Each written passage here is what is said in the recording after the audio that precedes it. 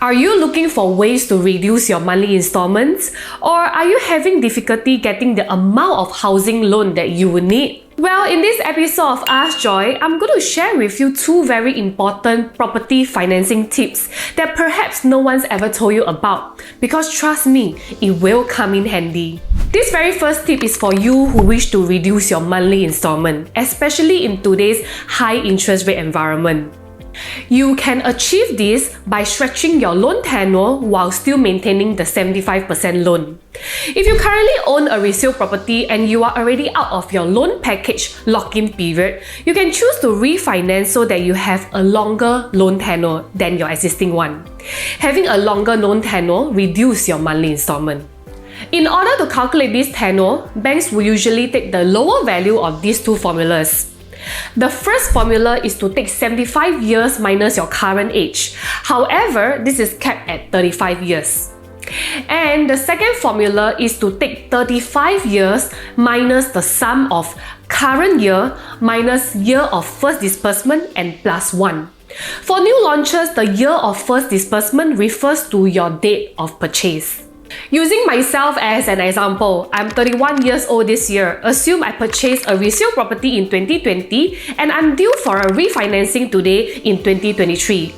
Based on the first formula, I would take 75 years minus my current age of 31, which is 44. As refinancing is capped at 35 years, so I'll just take it as 35.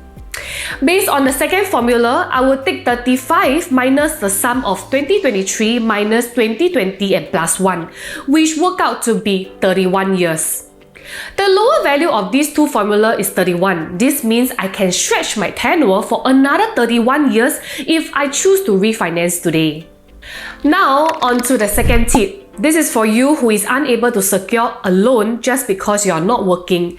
This is also for you who is not earning enough to secure your desired loan amount that you want. There are two ways in which you can get the loan amount that you want, even if you are not working, and that is through pledge and unpledge. Pledge is to put a certain amount of money in the bank as fixed deposit for 4 years, and unpledged is almost 3.5 times more than the pledged amount, but you're only required to keep the amount in the bank for 2 to 3 weeks.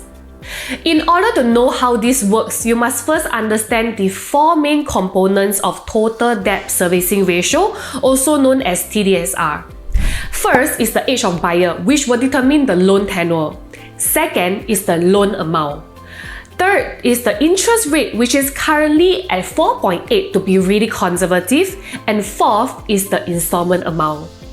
To calculate the pledge amount, we will first need to work out the installment amount. Assume I am 35 years old this year with no income but wish to purchase a 1 million property.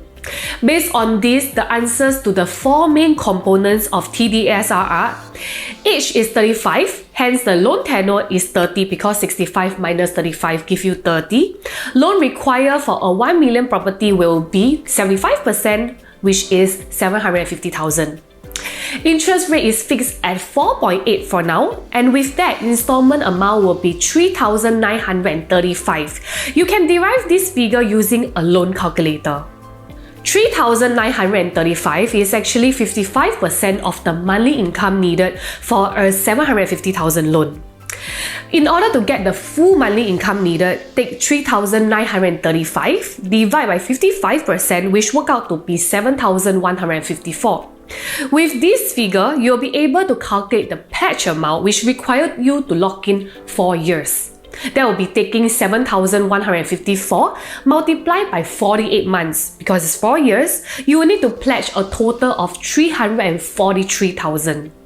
Pledge amount is 30% of the unpledged amount. So if you want to know what your unpledged amount is, simply take 343,000 divide by 30%, which is 1.14 million. You can do a combination of both partial pledge and partial unpledged. Based on what I've shared earlier, you should be able to calculate your own pledge and unpledged amount for your next property purchase. There are of course many other property financing methods which I have yet to cover. Do leave a comment below if you find this sharing useful or if you would like me to share any other financing method. Till then, I will see you in the next episode of Ask Joy.